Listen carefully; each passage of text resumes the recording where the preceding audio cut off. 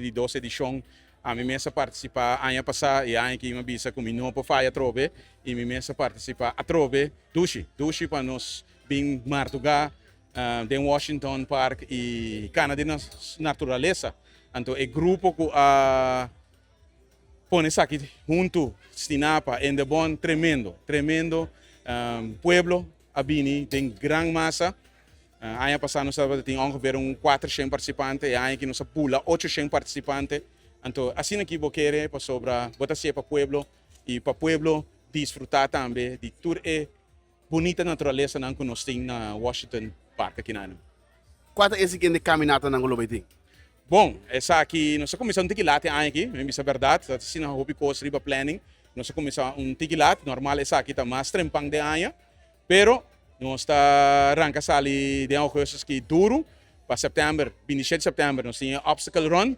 Para depois, em outubro, nós temos triathlon. Para depois, em novembro, é famoso Carreira de Zuid. E agora, nós está culminando a ano de parte de Indebon mês, com a atividade que nós está organizando. Tem banda, sim, tem mais atividade, com nossa parte de gel, maneira caminhada de Concabon, ou corrimento na Concabon, ou tem outra coisa também que tem na Boneiro, com nossa parte de não também ajuda, mas de Indebon mês, de 6 de Bini, é 27 de setembro, com a obstacle run.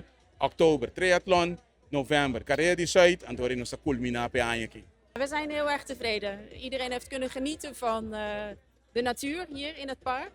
En we hebben gezorgd dat de veiligheid op orde was en dat vinden wij heel erg belangrijk. Gaan jullie nog eentje organiseren in het park? Ik denk dat deze trailrun is wel zo succesvol met veel meer deelnemers dan de eerste keer. Hè? Dus dat is wel echt iets wat voor herhaling vatbaar is. Dus dat gaan we zeker doen samen met Indebon. Niet 1 keer per jaar, maar 2 keer per jaar. Dat weet ik nog niet. Nee, maar wij vinden het wel gewoon ontzettend belangrijk dat iedereen sportief kan zijn. En daarom is het ook zo fijn dat het een combinatie is van wandelen en hardlopen. Dus voor iedereen kan op zijn eigen niveau genieten van de natuur, heel belangrijk.